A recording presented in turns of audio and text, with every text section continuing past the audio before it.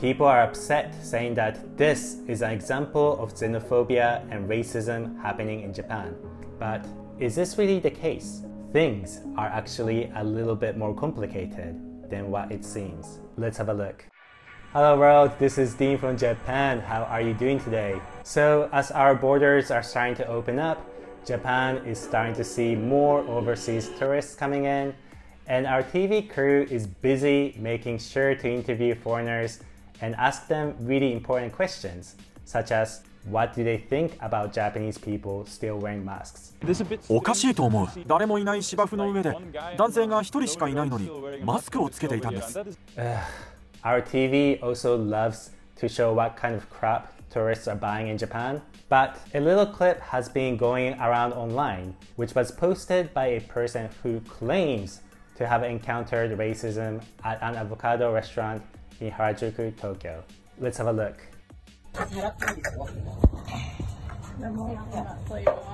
もう申し訳ないんだけど、申し訳ないんですけど、帰っていただけますか、本当に。そういう言い方して、さっさと食べて。なんでもう払ったから。だからさっさと食べてください。もう、こちらをもうフォローしないで構わないんで、フォローしないでください。じゃあ、そういう、しつこいですよ。でも、あなたの仕事はなんか。あなたの仕事は何ですか？それはあなたがカスタマーハラスメントだって言うんです。カスタマーに優しい。いやいやいや、そうじゃないんです。今は日本、ここは申し訳ないんです。ここは日本なんです。お客様がそれ警察呼びますか？じゃあ。いいですよ。いいです。じゃあ警察呼ばせていただきます。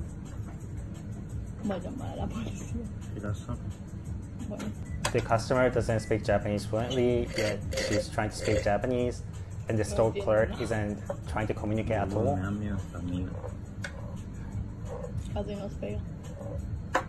Yeah, the customer looks genuinely shocked. I don't think she understands what's happening.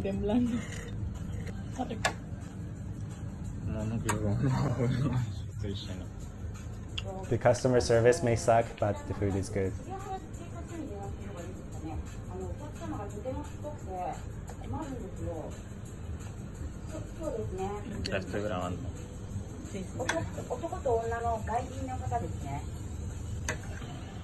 Gracias, que ustedes japoneses en nuestro país. ¿Alcanzó a salvar esa parte? Lo dijo 2 veces. La grabé la segunda vez.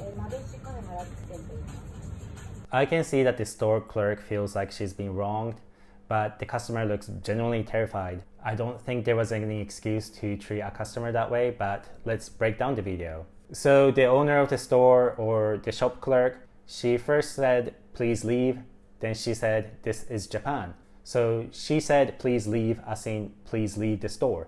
At least in the video, in the recording, she didn't say, "This isn't your country, please leave Japan." So there's a bit of mistranslation or misrepresentation in the subtitles.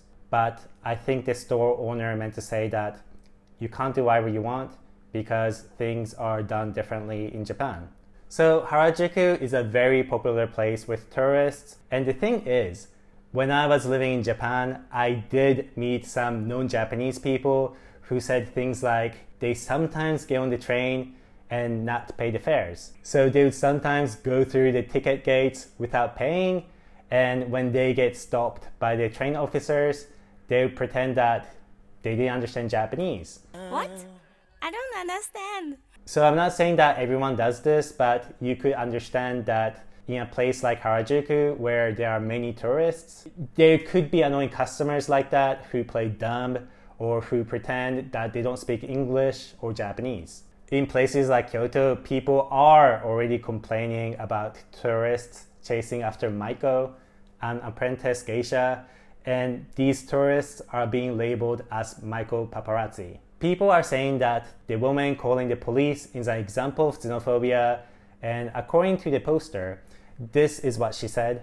The woman blocked the door with chairs until the police came, and when the police did come, they didn't offer any explanation and asked the customers to delete the videos. I really feel sorry for the customers, but in this instance, I don't think police can do much.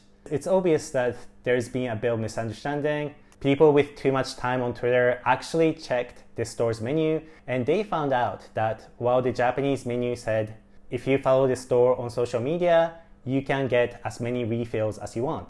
As in, you first have to buy a drink. While the English menu said, just follow our social media, or you can drink Avopuccino. Avopuccino just sounds funny.